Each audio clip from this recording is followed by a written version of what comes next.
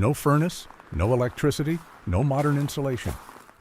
Out there in the wilderness, winter nights brought a simple choice: stay warm or die. The temperature could drop to -30 degrees Fahrenheit in a matter of hours. Wind cut through cabin walls like they were made of paper. One poorly managed fire, one failed heating system, one night without proper preparation, and an entire family could freeze to death before dawn. They needed heat sources that could burn all night without going out. They needed insulation that could trap warmth with nothing but natural materials. They needed techniques that could keep children alive when the cold tried to kill them. The families who survived knew the secrets. They knew how to turn a freezing cabin into a warm sanctuary. But how did frontier families maintain life-saving heat during nights when temperatures plummeted below zero? What were the heating systems that could keep a family warm for 12 hours straight without modern technology? How did they create insulation that worked as well as anything we have today? And what were the emergency protocols that saved lives when everything else failed?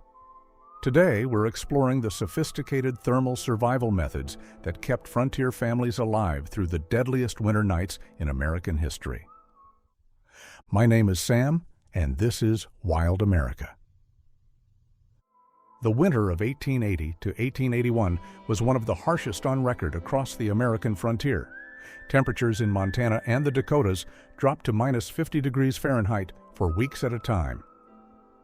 Families who had survived previous winters found themselves facing conditions that tested every survival technique they knew.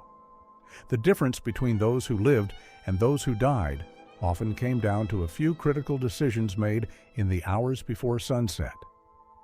These weren't just heating techniques, they were life-or-death protocols that determined whether a family would see another spring. The heat source strategy. The orange glow of the fire reflects off the ice-covered windows as Thomas Morrison adds another split log to the massive stone fireplace. Outside, the wind howls at -25 degrees Fahrenheit, but inside his cabin, his wife Sarah tends to their sleeping children in beds warmed by heated stones.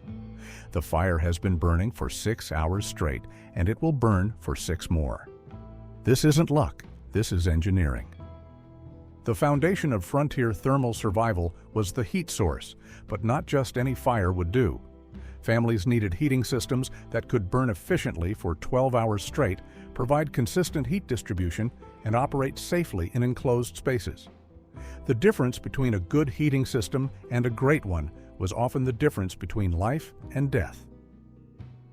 The fireplace design was critical for maximum heat efficiency. Frontier families built massive stone or brick fireplaces with deep fireboxes that could accommodate logs up to 4 feet long. The firebox was designed with angled sides that reflected heat into the room rather than up the chimney. The back wall was often slanted forward to direct more heat into the living space. The chimney itself was engineered with a damper system that could be adjusted to control airflow and heat retention. The thermal mass principle was incorporated into fireplace construction. Large stones or bricks absorbed heat during peak burning and continued radiating warmth for hours after the fire died down. Some families built elaborate stone heat sinks that extended from the fireplace into the room, creating thermal batteries that stored and released heat gradually. But the real innovation was in the fuel preparation and management. Families spent months preparing for winter by cutting, splitting, and seasoning hardwood. Oak, hickory, and maple were preferred because they burned hot and long, producing dense coals that could maintain heat for hours. The wood was split to specific sizes: large logs for overnight burning, medium splits for maintaining heat, and kindling for quick temperature boosts. The seasoning process was crucial for efficient burning. Green wood contained too much moisture and would create smoke rather than heat. Properly seasoned wood had been cut and split in spring, then dried for at least 6 months. Families could tell seasoned wood by its lighter weight, cracked ends, and hollow sound when struck together. The loading technique required understanding of combustion science. Large logs were placed at the back of the firebox, with smaller pieces in front. This created a staged burning system where the large logs provided consistent heat, while the smaller pieces could be adjusted for temperature control.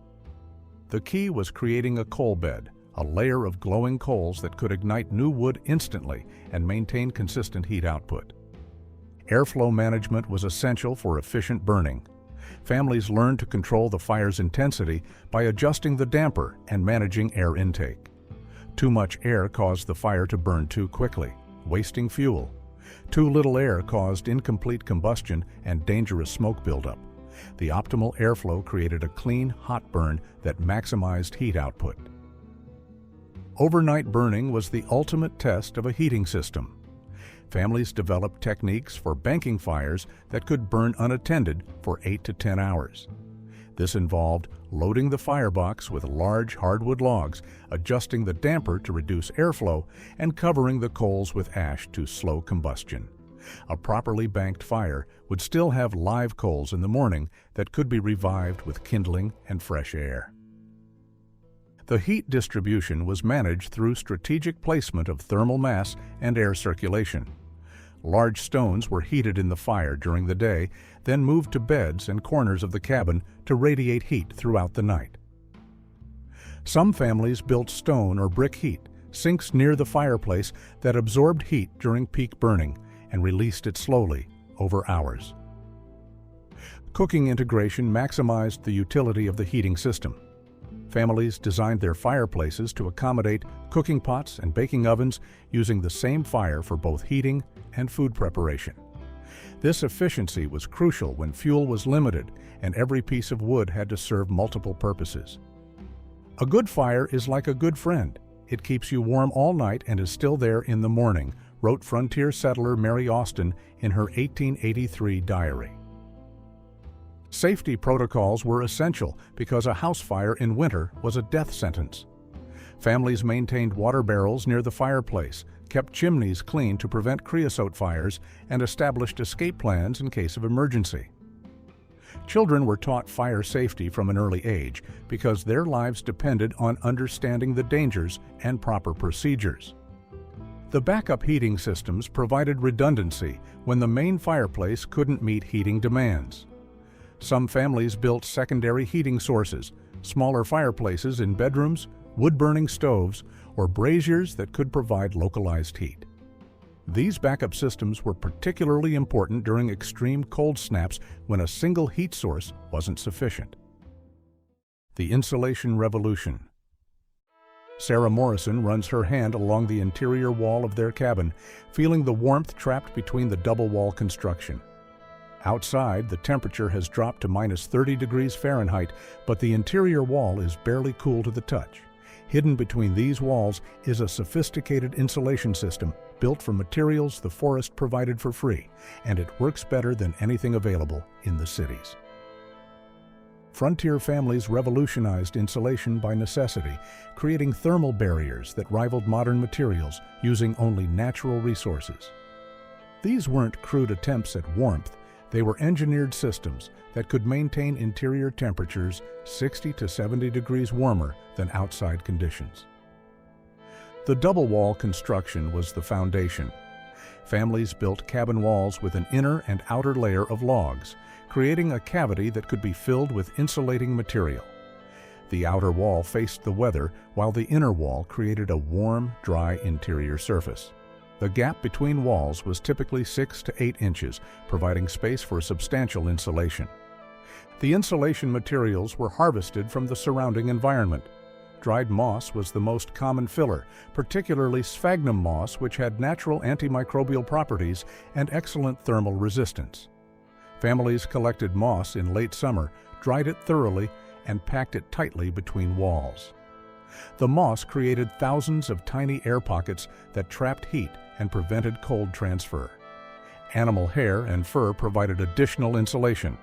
Families saved hair from butchered animals, fur from trapped game, and even human hair from haircuts.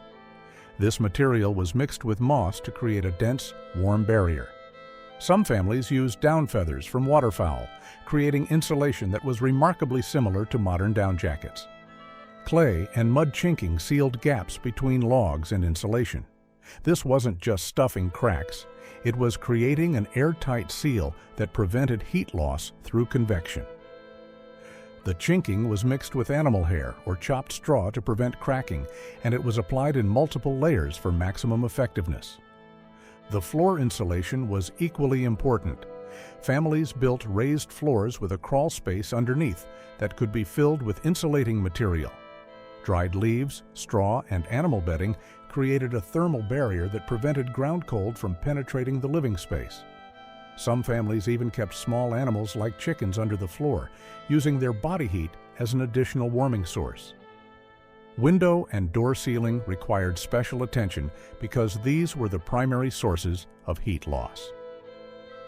Families hung heavy blankets or furs over windows at night, creating an additional insulation layer. Doors were fitted with leather or fur strips around the edges to prevent drafts. Some families built double-door entries with a small vestibule that prevented cold air from entering the main living space. The roof insulation was critical because heat rises and escapes through the top of the structure. Families built thick sod roofs with multiple layers of insulating material. The bottom layer was usually bark or split wood, followed by layers of moss, leaves, and finally sod. This created a roof that was not only waterproof, but also provided excellent thermal protection. Maintenance was ongoing throughout the winter. Families regularly checked chinking for cracks, added fresh insulation material as needed, and repaired any damage that could compromise the thermal envelope. A small gap in insulation could create a cold spot that would freeze water or make sleeping impossible. If you want to learn more about the construction techniques that made these thermal systems possible, check out our episode on how mountain men built cabins from scratch, 1.5-hour compilation. The body heat management. The Morrison children sleep peacefully in their shared bed, surrounded by heated stones wrapped in wool blankets and covered with layers of furs and quilts. Their body heat, combined with the thermal mass of the stones, creates a warm microenvironment that will keep them comfortable all night. This isn't just bedding. This is a sophisticated personal heating system that could mean the difference between waking up healthy or hypothermic. Frontier families understood that managing body heat was just as important as heating the cabin. They developed personal warming systems that maximized the body's natural heat production while minimizing heat loss through radiation, conduction, and convection. The layering system was the foundation of body heat management. Families wore multiple layers of clothing that trapped air between them, creating insulation similar to modern thermal wear. The base layer was usually linen or wool against the skin, followed by wool shirts, vests, and outer garments. Each layer trapped air and created a thermal barrier. Wool was the preferred material because it retained insulating properties even when damp from perspiration. Families raised sheep specifically for wool production, and women spent countless hours spinning, weaving, and knitting warm clothing. A complete winter outfit for one person could represent months of work, but it was essential for survival. The heated stone system was a frontier innovation that provided hours of warmth. Large stones were heated in the fire until they were almost too hot to handle, then wrapped in wool blankets and placed in beds before sleep. These stones could provide warmth for 6 to 8 hours, gradually releasing heat throughout the night. Some families used heated bricks or metal objects for the same purpose. Shared body heat was a survival strategy that required careful planning. Families slept together in shared beds, combining their body heat to create a warm sleeping environment. Children slept between adults, taking advantage of the higher body heat production of larger people. This wasn't just about comfort, it was about preventing hypothermia in the most vulnerable family members. The bed construction was engineered for heat retention. Frontier beds were built with thick straw or feather mattresses that provided insulation from the cold floor. Multiple layers of blankets, quilts, and furs created a thermal envelope around the sleepers. Some families built enclosed bed areas with curtains that could be drawn to trap warm air. Hot food and drinks were used strategically to raise core body temperature before sleep. Families consumed hot soup, tea, or warm milk in the evening to increase internal heat production. The digestive process itself generated heat, and warm liquids provided immediate temperature elevation that could last for hours. Exercise and movement were used to generate heat when other methods weren't sufficient. Families developed indoor exercises that could be performed in small spaces to increase circulation and heat production. Children were taught to move their fingers and toes regularly to prevent frostbite, and adults used calisthenics to warm up when they felt cold. The breathing technique was a lesser-known but effective warming method. Families learned to breathe warm air into their hands or under blankets to create pockets of heated air. This technique was particularly useful for warming extremities that were prone to frostbite. Emergency warming protocols were essential for situations when normal heating failed. Families knew how to recognize the early signs of hypothermia and had specific procedures for rewarming affected individuals. This included skin-to-skin contact, warm water immersion, and gradual rewarming techniques that prevented shock. The human body is the best heater you'll ever have, but only if you know how to use it properly, noted frontier Dr. Samuel Thompson in his 1825 medical guide. The emergency protocols. The fire has gone out. Thomas Morrison wakes to the sound of his youngest daughter's teeth chattering uncontrollably, and he can see his breath in the cabin air. The temperature outside has dropped to -40 degrees Fahrenheit, and without the fire, the interior is rapidly approaching deadly cold. He has maybe 30 minutes before hypothermia becomes a real threat to his family. This is the moment when emergency protocols mean the difference between survival and tragedy. Frontier families developed sophisticated emergency procedures for thermal crises because in the wilderness there was no one to call for help. These protocols were practiced, memorized, and executed with military precision because lives depended on split-second decisions and flawless execution. The fire restart procedure was the most critical emergency skill. Families maintained emergency fire-starting materials in multiple locations throughout the cabin: dry tinder, kindling, and fire-starting tools that were always ready for immediate use. The key was having materials that could create flame even in extremely cold conditions when normal fire starting became difficult.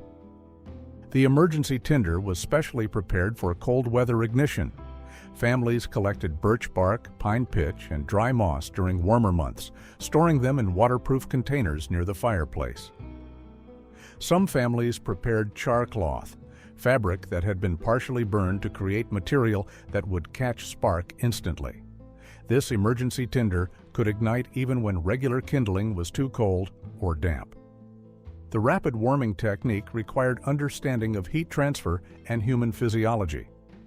When family members showed signs of hypothermia, the protocol was immediate skin-to-skin contact with the warmest family member, usually an adult male who generated the most body heat. The hypothermic person was stripped of cold, wet clothing and placed in direct contact with warm skin. Then both were wrapped in dry blankets and furs. The emergency heat source creation used any available combustible material when normal firewood wasn't sufficient. Families burned furniture, clothing, books, and even structural elements of the cabin if necessary to maintain life-saving heat. The priority was always human survival over property preservation. The group warming formation was a tactical arrangement that maximized shared body heat during emergencies. Family members arranged themselves in a specific pattern, largest adults on the outside, children and elderly in the center, creating a human heat source that could sustain life even without external heating. This formation could maintain survivable temperatures for hours. The emergency food protocol focused on high-calorie, heat-generating foods that could raise core body temperature quickly. Families maintained emergency stores of fat, honey, and alcohol that could provide immediate energy for heat production. These foods were consumed in specific quantities to maximize internal heat generation without causing digestive distress. The shelter modification techniques allowed families to create smaller, more easily heated spaces within the cabin during extreme emergencies. Using blankets, furs, and furniture, they could create a tent-like structure around the fireplace that trapped heat in a smaller volume. This emergency shelter could maintain survivable temperatures with minimal fuel. The hypothermia recognition and treatment protocols were based on frontier medical knowledge that was surprisingly sophisticated. Families knew the progressive signs of hypothermia: shivering, confusion, loss of coordination, and eventual unconsciousness. The treatment involved gradual rewarming, warm liquid consumption, and careful monitoring to prevent rewarming shock. The backup heating systems provided redundancy when the primary fireplace failed. Some families maintained small braziers or metal containers that could burn charcoal or wood scraps indoors. Others used heated metal objects, tools, cookware, or specially designed warming devices that could provide localized heat for critical body areas. The emergency signaling methods allowed families to call for help from neighbors during extreme situations. Smoke signals, reflected light, and sound signals could alert other families to life-threatening emergencies. In frontier communities, these distress signals triggered immediate response from anyone within range. The survival timeline awareness helped families understand how long they could survive under different conditions. At -40 degrees Fahrenheit, an unheated cabin would become uninhabitable within 2 to 3 hours. Human survival without external heat sources was measured in hours, not days. This knowledge drove the urgency and precision of emergency responses. The equipment maintenance protocols ensured that emergency tools were always functional when needed. Fire-starting equipment was checked daily, emergency fuel supplies were rotated and replenished, and backup heating devices were tested regularly. Families couldn't afford to discover that emergency equipment was broken during an actual emergency. In the wilderness, you don't get a second chance to save your family from the cold. Your emergency plan has to work the first time, every time, wrote frontier survival expert Daniel Boone in his 1784 Wilderness Guide. The psychological preparation was equally important because panic could be fatal during thermal emergencies. Families practiced emergency procedures regularly, ensuring that even children knew their roles during a crisis. The mental rehearsal and physical practice meant that life-saving actions became automatic responses rather than conscious decisions. If you want to learn more about the broader survival strategies that complemented these thermal techniques, check out our episode on 7 Forgotten Survival Strategies from America's Harshest Lands. These thermal survival techniques weren't just about staying warm. They were about creating sustainable heating systems that could keep families alive through months of deadly cold using only natural materials and human ingenuity. Today, when our modern heating systems fail during winter storms, these same principles can save lives. The frontier families who mastered these methods understood a fundamental truth. In the wilderness, knowledge is the difference between life and death, and preparation is the difference between panic and survival. Until next time, stay curious, stay prepared, and remember, this is wild America.